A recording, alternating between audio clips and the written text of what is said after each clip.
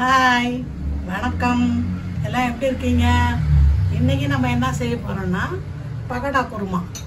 இந்த பகடாக்கு கடலைப்பருப்பு ஊற வச்சுருக்கேன். 1.5 அழகு போதும் எங்கள் வீட்டுக்கு. அந்த 1.5 அழகு 2 மணி நேரத்துக்கு முன்னாலே ஊற வச்சுருக்கேன். அதை குறைன்னு அரைச்சிக்கின்னு தேங்காய் ஒரு அரை முடி திருவி எடுத்துக்கணும். அதுக்கப்புறம் வெங்காயம் பெருசாக வெங்காயம் 2 வெங்காயம் அரிஞ்சு வச்சுக்கணும். பச்சை மிளகா வந்து ஒரு 7 பச்சை மிளகா வச்சிடணும். இஞ்சி கொஞ்சம், பூண்டு கொஞ்சம் வச்சு வதக்கிட்டு ஒரே ஒரு தக்காளி வைக்கணும். இதெல்லாம் இஞ்சி பூண்டு இதை வெங்காயம் எல்லாத்தையும் வதக்கிட்டு பச்சை மிளகா எல்லாம் மிக்சியில் போட்டு அந்த தேங்காய் அரை முடி அதையும் இந்த வதக்கந்தையும் போட்டு நல்லா அரைச்சிக்கணும். முதல்ல தேங்காயை நல்லா அரைச்சிட்டு அந்த வதக்கந்தை போட்டு கொஞ்சம் ரொம்ப நைஸாக அரைக்கிறதுக்குள்ள எடுத்துடணும். எடுத்துட்டு மஞ்சத்தூள் உப்பு போட்டு கலக்கி வச்சுக்கணும். கலக்கி வச்சுட்டு இதை முதல்ல இதை வந்து வடையை சுட்டுக்கணும். இந்த பகோடாவை இதை நரன்னு அரைச்சி வச்சு உப்பு போட்டு எண்ணெய் வச்சு கொஞ்சம் சின்னதாக அவ்வளோ பகோடா சுட்டு வச்சுக்கணும். வச்சுட்டு இந்த இதில் கடாயை வச்சு பட்டை லவங்கம் பிரிஞ்சு சோம்பு எல்லாத்தையும் போட்டு தாளித்து அதுக்கப்புறம் கொஞ்சம் வெங்காயம் ஒரு வெங்காயம் அந்த ஒரு தக்காளி போட்டு வச்சுருக்கோம் இல்லையா, ஒன்று அதில் போட்டணும், இல்லைன்னா வதக்கத்தில் போட்டணும், எதுலையாவது போடலாம். போட்டு வதக்கிட்டு கருவேப்பிலை கொத்தமல்லி போட்டு அந்த குருமாவை எடுத்து அதில் ஊற்றணும். ஊற்றி அது கொஞ்சம் நல்லா கொதிக்க விட்டு இந்த பகடாவை சுட்டு வச்சு இந்த பகடாவை எடுத்து அதில் போட்டு வச்சோம்னா இதுதான் பகடா குருமா. இது தோசை, இட்லி, இடியாப்பம் இதுக்கெல்லாம் தொட்டு சாப்பிட்டு நல்லாயிருக்கும். வாங்க செய்யலாம். இந்த கடலைப்பருப்பை 2 மணி நேரம் ஊற வச்சுருக்கேன். அதை எடுத்து மிக்சியில் போட்டுடுறேன்.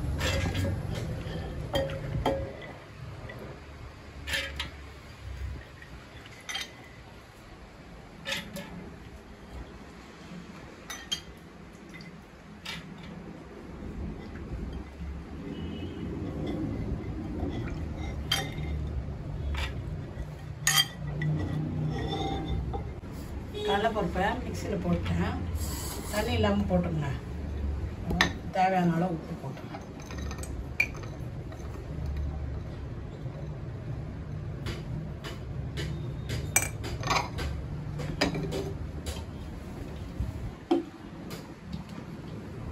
இப்போ இதை கொஞ்சம் நேரம் அரைச்சிடலாம். வடை மாவு அரைச்சிட்டேன். அப்பா இந்த அளவுக்கு இருக்குது பாருங்க. ரொம்ப இதுவாகும் மசியாத உப்பு இருக்குது. உப்பு எவ்வளோ இருக்குதுன்னு பார்த்துடலாம். உப்பு கரெக்டாக இருக்குது.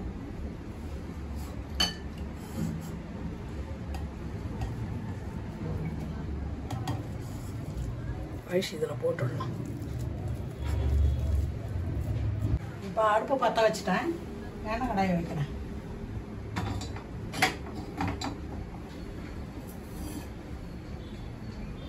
சொல்றதுக்கு டேட்டலாம் பகோடா சொல்றதுக்கு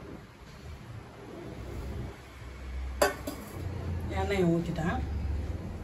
சொல்ல காயிட்டேன் எண்ணெய்.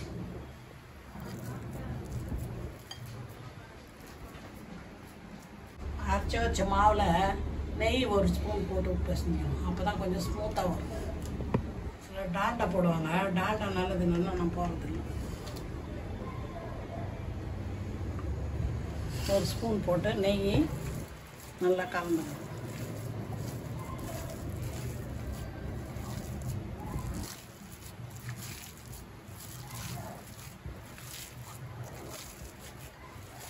குட்டி குட்டியாக போட்டு எண்ணெய் காஞ்சிடுச்சு. குட்டியாக போடணும். இந்த அளவுக்கு உருண்டை எடுத்துக்கணும்.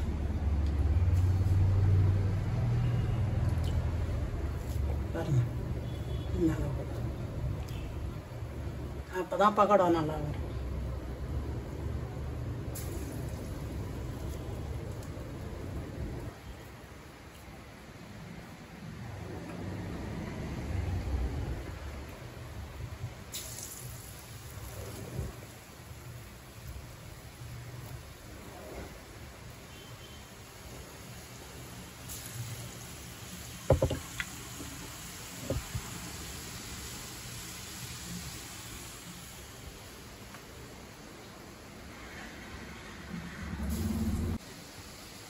பாருங்கள், இந்த சைஸில் போட்டாச்சு. பகோடா இந்த அளவில் இருக்கு.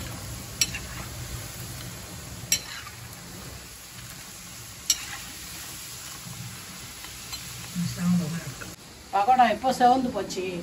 இந்த பதத்தில் எடுத்துடணும். பாருங்க,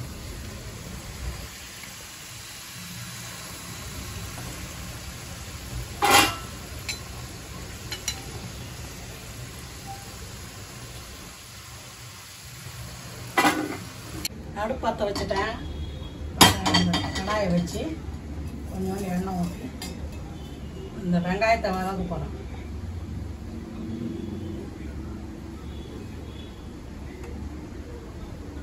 குருமாவுக்கு என்னென்ன வதக்குறேன்னு பாருங்கள். கடாயை வச்சுட்டேன்னா எண்ணெய் ஊற்றிட்டுக்கேன். 2 வெங்காயத்தை அரிஞ்சு வச்சுக்கணும் பெருசு பெருசாக. எண்ணெய் காஞ்சி வாங்கணும். வெங்காயத்தை போட்டு அது கூட 10 பச்சை மிளகாய் வச்சுருக்கேன்.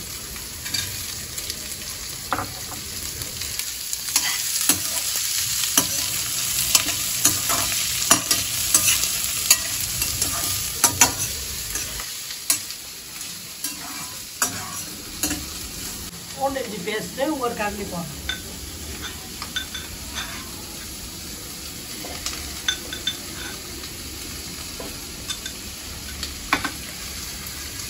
எல்லாத்தையும் கொஞ்ச நேரம் வதக்கணும்.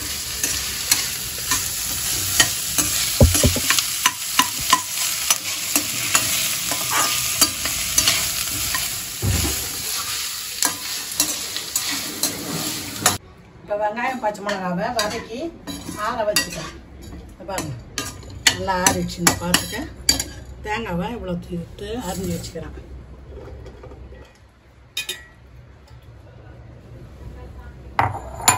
முதல்ல இதை போட்டு கொஞ்சம் தண்ணி ஊற்றி அரைச்சின்னு அதுக்கப்புறம் அது ஆறிடும். அதை எடுத்து இதில் போட்டு கொஞ்சம் இது மசியத்துக்கு முன்னே எடுத்துடலாம். தேங்காவை இப்படி அரைச்சிட்டேன் ஒரு தரம். இப்போ இந்த வதக்கி வச்சுருக்கோம் பாருங்க, இந்த ஆறி போச்சு. இதெல்லாம் வச்சு இதில் போட்டுடணும்.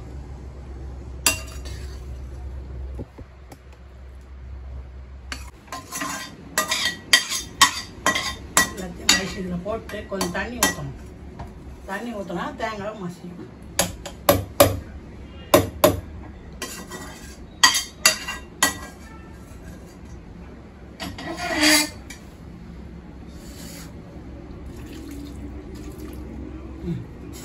இவ்வளோ போகும் தண்ணி.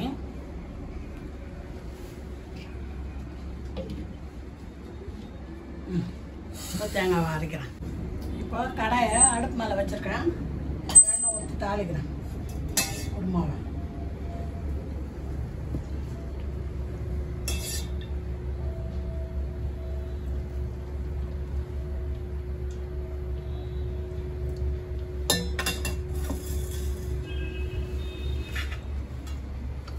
பட்டையும் பிரிஞ்சி இலையும் எடுத்து வச்சுருக்கேன். எண்ணெய் காஞ்சிடுச்சு. கடுகு போடுறேன்.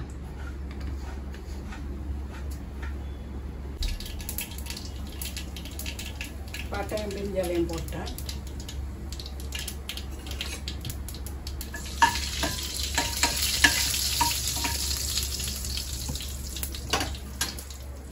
கொஞ்சம் வெங்காயம்,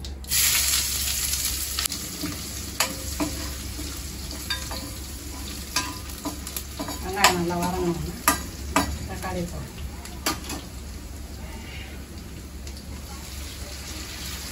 ஒரே ஒரு தக்காளி போட்டால் போதும், அதிகமாக போடணும்.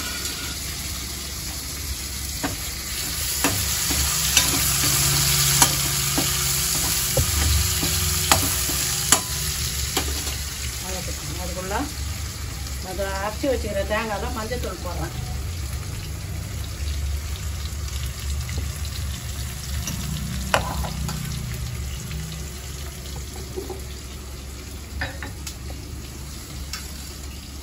உப்பு போடுறேன்.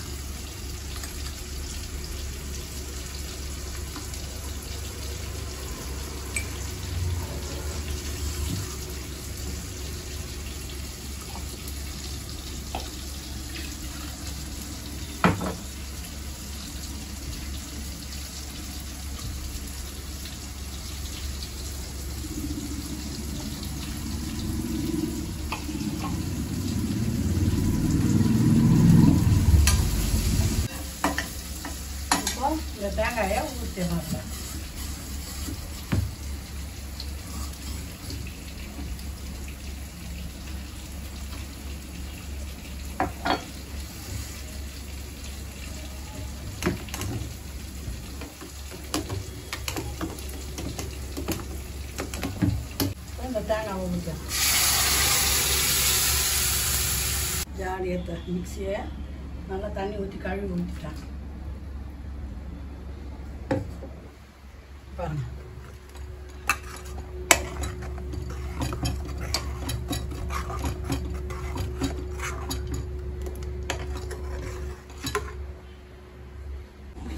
கலந்தாச்சு. இப்போ இதை கலக்கிட்டு உப்பு சரியாகுதான்னு பார்த்துடலாம்.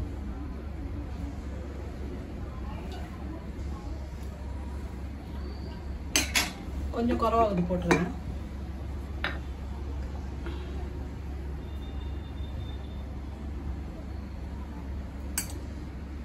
இப்போ கரெக்ட் ஆயிடுச்சு. கொஞ்சம் நெய் ஊற்றுப்பா.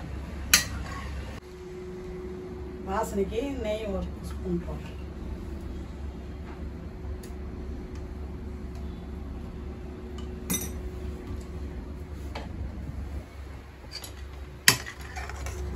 கொஞ்சம் கொதிக்கட்டோம்னா இந்த பகோடாவை போடலாம். கொஞ்சம் கொதிக்கட்டும். பாருங்கள், அது கொதி வருது. இப்போ போட்டுறேன் சுத்த பகோடாவில். அதுவும் சேர்த்து கொதிக்கட்டும்.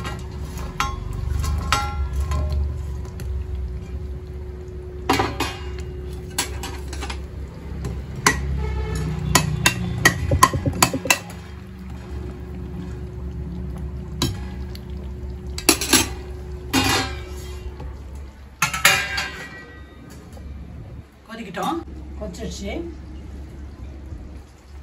பாருங்க, கொத்தமல்லியை போட்டு இறக்கலாம்.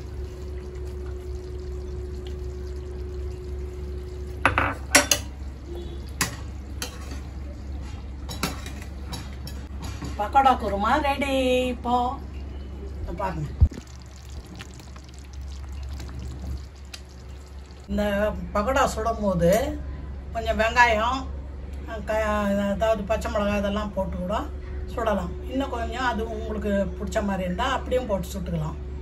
இன்னும் கொஞ்சம் ஒரு 2 ஸ்பூன் நெய் போட்டுக்கலாம். இன்னும் தளத்தலான்னு பிசைஞ்சிக்கலாம். அது இன்னும் கொஞ்சம் ஸ்மூத்தாக வரும். இது கட்டியே வந்துச்சு. நீங்கள் இதெல்லாம் போட்டு செய்யுங்க. தோசை சுட்டு பகோடா குருமா வச்சுட்டேன். அதை ஊற்றிட்டேன். ரெடி டு சாப்பிட்றதுக்கு இது தயாராகிடுச்சா? இதை சாப்பிட்டு பார்த்தா அவ்வளோ சூப்பராக இருக்கும். நீங்களும் சாப்பிட்டு பாருங்கள். உங்களுக்கும் ரொம்ப பிடிக்கும். பிடிச்சதும் ப்ளீஸ் இல்லாமல் இல்லை, லைக் பண்ணுங்கள், ஷேர் பண்ணுங்கள், சப்ஸ்கிரைப் பண்ணுங்கள். நெக்ஸ்ட் வீடியோவில் நம்ம பார்க்கலாம். பாய்.